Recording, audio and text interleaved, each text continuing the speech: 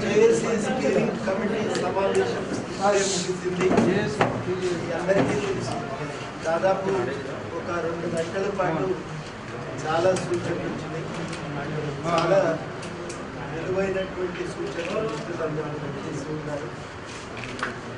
దాదాపు అందరూ కూడా ఖచ్చితంగా జేఏసీ కార్యాచరణ తీసుకుపోవలసిందే, నిర్మాణాన్ని బలోపేతం చేసుకుని పనిచేయవలసిందే అంటారు. ముక్త గంటలతో ఇవాళ జేఏసీకి హాజరైనటువంటి సభ్యులు తెలియజెప్పింది.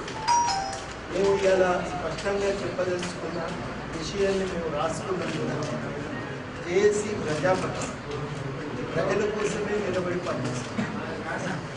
ఆ దిశగా సీమాంధ్ర పాలకుల అభివృద్ధి నమూనాలను విస్తరిస్తున్నాం.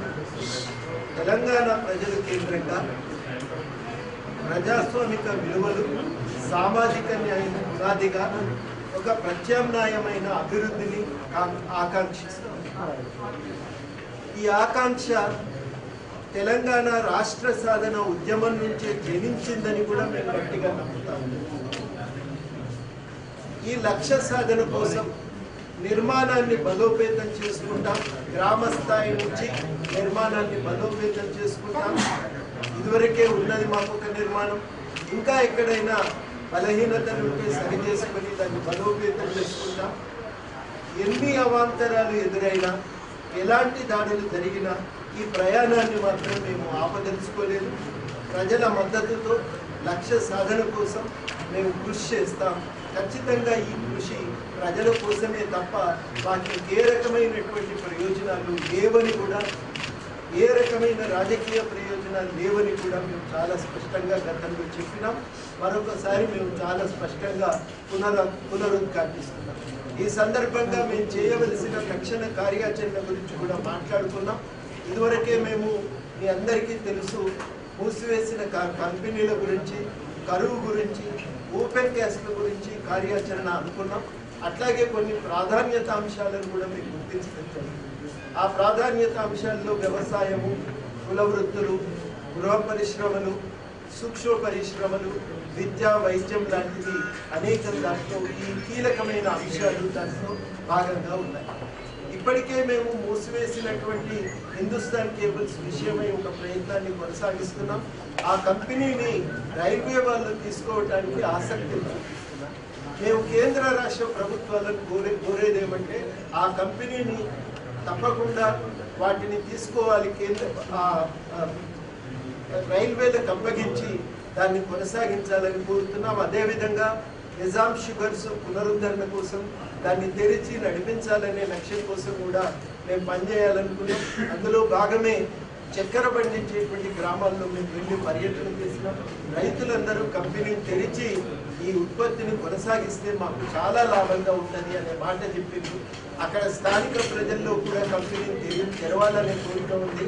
మేము అవసరమైతే మినిస్టర్ గారిని మరొకసారి కలిసి ఈ విషయమై వివరించి ఆ తర్వాత మా కార్యాచరణను జిల్లా జేఏసీతో కూర్చొని నిర్ణయించుకుంటాం. ఓపెన్ క్యాస్ట్ల విషయమై మేము మంచిర్యాల జిల్లాలో ఉన్నటువంటి ఓపెన్ క్యాస్ట్లను ఇప్పటికే తిరిగినాం. ఇంకా కొన్ని వెళ్ళవలసి ఉంది. ఈ జూన్ నెలలో ఆ కార్యక్రమాన్ని కూడా మేము పూర్తి చేసుకుంటాం. సీఎండీ గారిని ఆల్రెడీ మేము అపాయింట్మెంట్ అడిగినాం, సింగరేణి సీఎండీ గారిని. వారు ఎప్పుడు అపాయింట్మెంట్ ఇస్తే అప్పుడు ఓపెన్ క్యాస్ట్ల గురించి వారితో కూడా మాట్లాడుతూ వాటిని ఆపటానికి మా వంతు కృషి కొనసాగిస్తాం. కరువు గురించి మీకు తెలుసు, 4 జిల్లాల్లో తిరిగి విద్యావంతుల వేదిక సహకారంతో మేము 4 జిల్లాలు తిరిగి ఇక్కడ ఒక సదస్సు ఏర్పాటు చేసినాం. అదేవిధంగా చీఫ్ సెక్రటరీ గారికి కూడా ఒక నివేదిక ఇచ్చినాం. ఆ ప్రయత్నాన్ని భవిష్యత్తులో కూడా మేము కొనసాగిస్తాం అని. అంటే కరువుకు సంబంధించి మాన్యువల్లో ఒక సవరణ రావాల్సిన అవసరం ఉంది. ఆ మాన్యువల్ సవరణ కోసం, వాస్తవానికి మాన్యువల్కి ఒక చట్టబద్ధత కల్పించాలన్న డిమాండ్ కోసం మా ప్రయత్నం మాత్రం భవిష్యత్తులో కూడా కొనసాగుతుంది. అదేవిధంగా ఇవాళ తక్షణం అనుకున్నది ఏమంటే, ఇవాళ విద్యారంగంలో చాలా రకాలైనటువంటి సమస్యలు తలెత్తుతా ఉన్నాయి.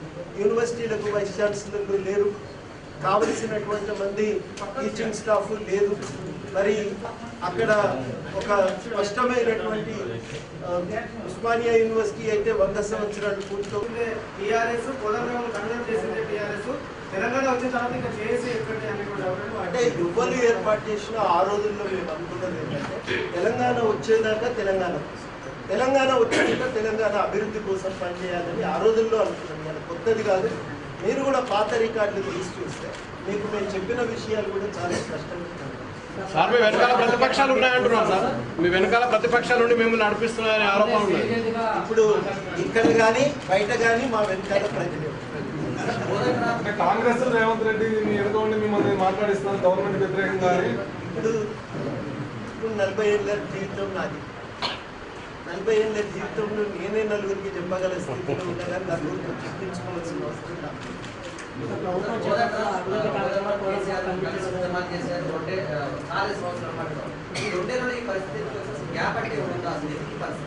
ఇప్పుడు మేము ఎన్నడని మాట్లాడితే మీరు మమ్మల్ని ఆ ప్రశ్న అడగవలసిన వాళ్ళు ఎవరైనా అడగాలనుకుంటే మీరు అడగండి. మేము ఖచ్చితంగా తెలంగాణ రాష్ట్ర సాధన కోసం ఆ రోజు ఎట్లా కృషి చేసిన చిత్తశుద్ధితో ఇవాళ కూడా తెలంగాణ ప్రజల పక్షాన్ని నిలబడి మేము మా పోరాటాన్ని కొనసాగించడానికి సిద్ధంగా ఉన్నాం. ఈ పోరాటంలో అవసరమైనటువంటి పద్ధతిలోనే మాట్లాడుతున్నాం, అవసరమైన కార్యాచరణ చేస్తున్నాం. ఖచ్చితంగా ప్రజల ఆకాంక్ష ప్రధానం ఉంటుంది కానీ దానికదే వేరే లక్ష్యాలు ఏంటంటే ఉండే జేఏసీ ప్రజా సంఘాలతో కలిసి నిర్మాణమైన ప్రజా సంఘాలతో కలిసి జేఏసీ పనిచేస్తారు. మీరు చేయకపోతే మేము చేసి చూపిస్తామని కోదండరాం గారు అంటున్నారు. మీరు చేయాలంటే ప్రజాస్వామ్యంలో ఖచ్చితంగా అధికారంలోకి వస్తేనే అది సాధ్యమవుతుంది. అంటే రాజకీయ లక్ష్యం అనేటువంటి జేఏసీకి ఉందా అనేటువంటి అభిప్రాయం జేఏసీకి ప్రజా సంక్షేమ లక్ష్యం ఇదివరకు తెలంగాణ లక్ష్యం ఉండేది. తెలంగాణ లక్ష్యాన్ని ఎజెండా మీద తీసుకొచ్చింది.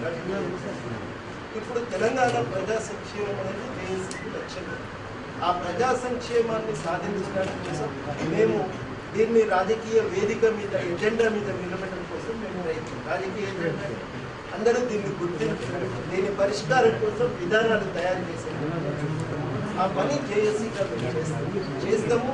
దాంట్లో ఖచ్చితంగా మేము ప్రజా సంఘాలుగా పనిచేయదలుచుకున్నాం. మీకు మొదటిసారి కాదు, అనేక పర్యాయాలు మేము పర్యటించాం. మేము ఇంకో మాట కూడా చెప్పాం, ఇది ప్రపంచంలోనే ఒక వినూత్నమైనటువంటి ప్రయోగం.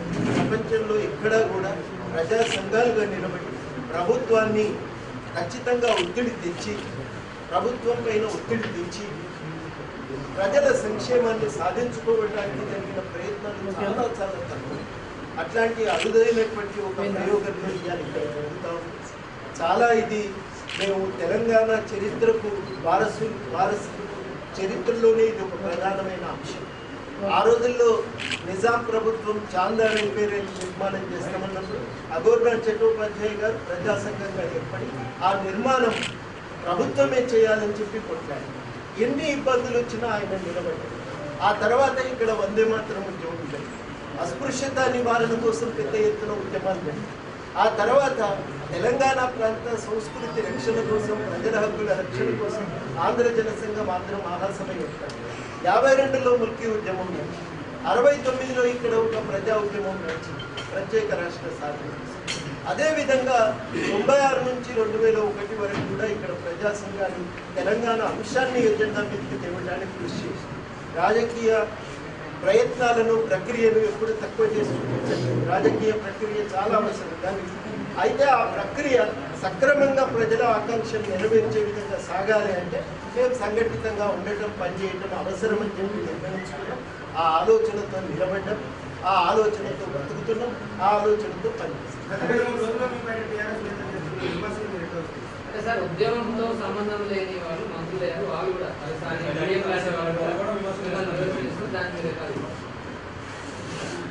నేనేం చెప్పాలి మాకు ఆ భాష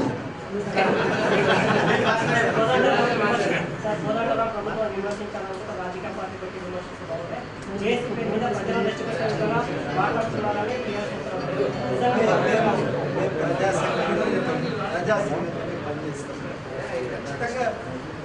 ఖచ్చితంగా ప్రజల సంక్షేమం మాట్లాడుతాం. మేము దాడి చేసినట్టే వ్యక్తిగతంగా మా మీద కోపంతో ఎవరో చేసిందని నేను అనుకోవట్లేదు. మేము ప్రజల పక్షాన్ని నిలబడి ప్రజల సంక్షేమం కోసం పనిచేస్తున్నాం కాబట్టి మరి కొంతమందికి ఆగ్రహం వస్తే రావచ్చు.